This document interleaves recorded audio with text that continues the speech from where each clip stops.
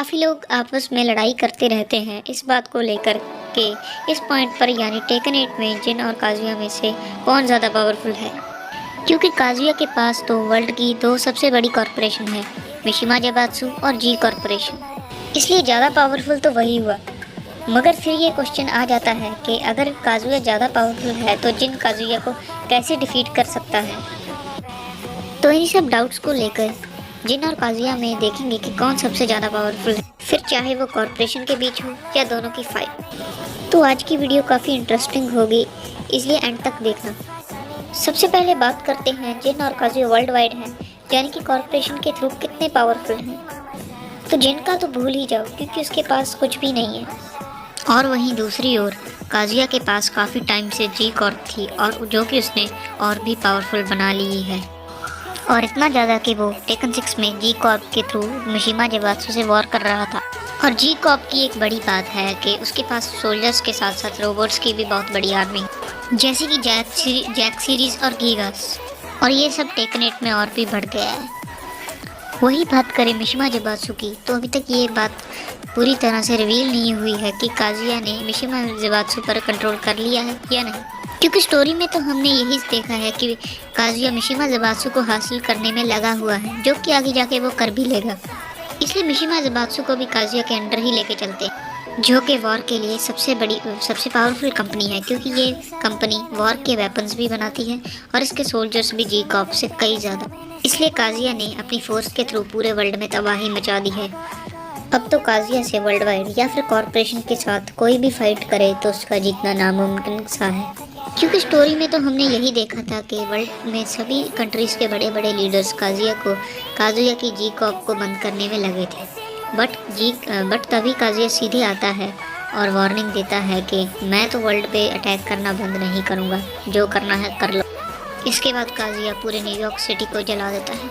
इसलिए कॉरपोरेशन के मामले में काजुया से जिन तो क्या, वर्ल्ड का कोई भी पावरफुल लीडर या पॉलिटिशियन अपनी आर्मी के साथ मिशिमा ज़ेबात्सु को तो क्या, जी कॉर्प का भी कुछ नहीं बिगाड़ सकता, क्योंकि जी कॉर्प को रोकने का दम तो सिर्फ एक ही कंपनी में था, जो कि थी मिशिमा ज़ेबात्सु, बट वो भी अभी काजुया के अंडर ही है।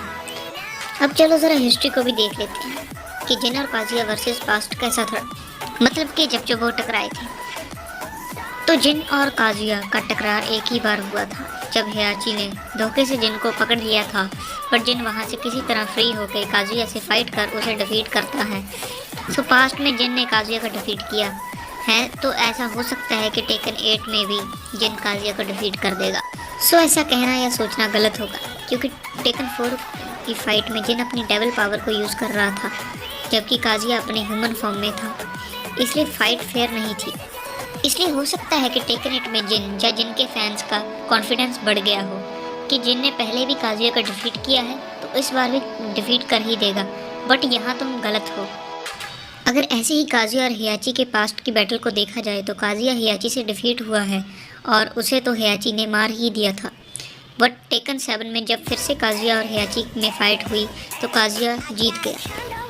इसलिए अगर टेकन 4 में जो काजुया जिन से डिफीट हुआ था, तो ये बात जिन के लिए काफ़ी डेंजरस है, क्योंकि जब काजुया किसी से डिफीट होता है तो वो खुद को और भी पावरफुल बना के उसे डिफीट कर देता है। अगर हम जिन के पास्ट को देखें तो जिन ने काजुया से भी ज़्यादा पावरफुल ओपोनेंट्स को डिफीट किया है, जैसे ओगर, जिनपाची, अज़ाज़ल, हियाची और काजुया भी। तो अगर इस पॉइंट से देखा जाए तो जिनके पास फाइट का काफ़ी एक्सपीरियंस है, क्योंकि काजुया अपनी लाइफ में ज़्यादातर फाइट हियाची से ही की है, बट जिन काजुया और हियाची के साथ साथ और भी काफ़ी ओपोनेंट्स को डिफीट किया है। इसलिए ये पॉइंट तो जिन को जाता है। बट फिर इसके बाद एक और काफ़ी बड़ा कंपैरिजन आता है, जो कि है इन दोनों के डेविल जीन, और इन दोनों की फाइट में इनका डेविल जीन ही इनका सबसे बड़ा पावरफुल फन होगा। तो अगर इन दोनों में से कोई अपने डेविल जीन के बिना फाइट करेगा तो उसका जीतना इम्पॉसिबल है। तो सबसे पहले काजुया से शुरू करते हैं। तो काजुया के पास डेविल जीन का जिनसे भी ज़्यादा एक्सपीरियंस है, इसमें कोई शक नहीं, क्योंकि काजुया को तो 5 साल की उम्र में ही पता चल गया था कि उसके पास डेविल्स पावर है। इवन डेविल जिन ने ही काजुया को क्लिफ से फेंकने के बाद बचाया था। इसलिए काजुया 5 साल की उम्र से ही अपने डेविल जीन को लर्न कर रहा है और उसे कंट्रोल करने में लगा था, जिससे वो अपने हाफ डेविल फॉर्म को तो यूज़ कर ही सकता है, पर टेकन 7 में हमने देखा कि उसने अपने फुल डेविल फॉर्म को भी अनलॉक कर दिया है, जिससे उसने हयाची को मारा और अकुमा से भी फाइट की। बट बात करें अगर जिन की, तो जिन का ट्रू डेविल फॉर्म अभी तक अनलॉक नहीं हुआ, क्योंकि जिन को अपने डेविल जिन के बारे में टेकन 3 में पता चला था, जब जिन को उसके ग्रैंडफादर हयाची ने धोखे से मार दिया था, और तभी जिन का डेविल जीन एक्टिवेट हुआ था, और तब जिन 19 साल का था। तो ये सब से हमें ये पता लगा है कि काजिया 5 साल का था जब उसे डेविल जीन के बारे में पता चला था, और वहीं जिन 19 साल का। इसी वजह से जिन को काफ़ी टाइम लग गया था अपने डेविल जीन को कंट्रोल करने में।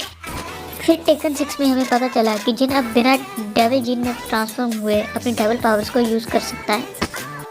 और टेकन 7 में तो जिन पूरी गेम में बेहोश ही रहा, लेकिन जब लास्ट में वो ठीक होता है तो अपनी डेविल की पावर को कंट्रोल करते हुए कहता है कि अब वो काजुया को नहीं छोड़ेगा। तो इसी जगह से हमें ये पता लगता है कि अब जिन अपनी पूरे डेविल को कंट्रोल कर सकता है। इसलिए टेकन 8 में डेविल जिन की पावर का एक्सपीरियंस काजुया के लिए सबसे बड़ा पॉइंट होगा, क्योंकि काजुया तो काफ़ी टाइम से डेविल जिन की पावर को यूज़ कर रहा है, लेकिन जिन को तो हाल ही में उसकी पावर को कंट्रोल करना आया है। तो अब अगर डेविल की बात हो ही रही है तो मैं एक और पॉइंट को कवर कर देता हूँ कि जब टेकन 7 में क्लाउडियो कहता है कि मैंने सुना है कि जिन का डेविल फॉर्म काजुया के डेविल फॉर्म को भी सरपास कर चुका है, मतलब कि इससे हमें ये पता लगा कि जिन का डेविल फॉर्म काजुया के डेविल फॉर्म से पावरफुल है। बाकी टेकन वालों ने तो हमें ये बताया हुआ है कि जैसे जनरेशन मिशिमा की बढ़ती जाएगी वैसे ही ज़्यादा पावरफुल बंदा सामने आएगा। जैसे कि जिनपाची का बेटा हयाची उससे ज़्यादा पावरफुल था और हयाची का बेटा काजुया उससे ज़्यादा पावरफुल था।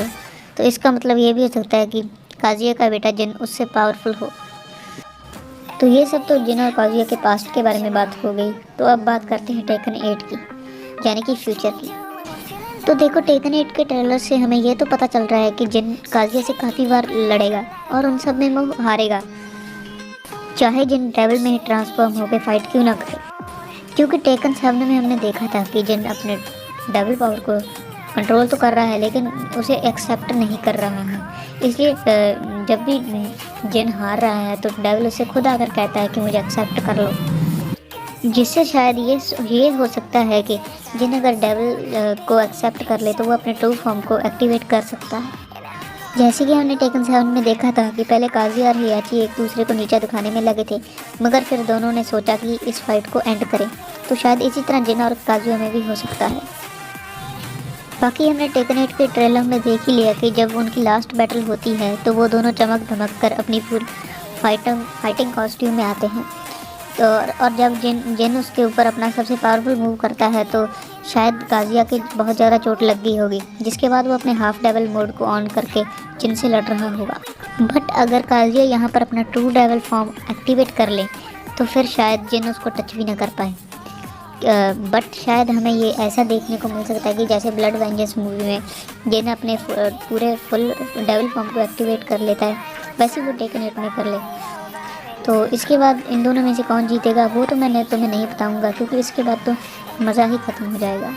इसलिए आप लोग मुझे बताइए कमेंट्स में कि जिन और काजुया में से कौन जीतेगा टेकन 8 में और कौन ज़्यादा पावरफुल है। और ज़्यादा लाइक शेयर और सब्सक्राइब भी करते जाना।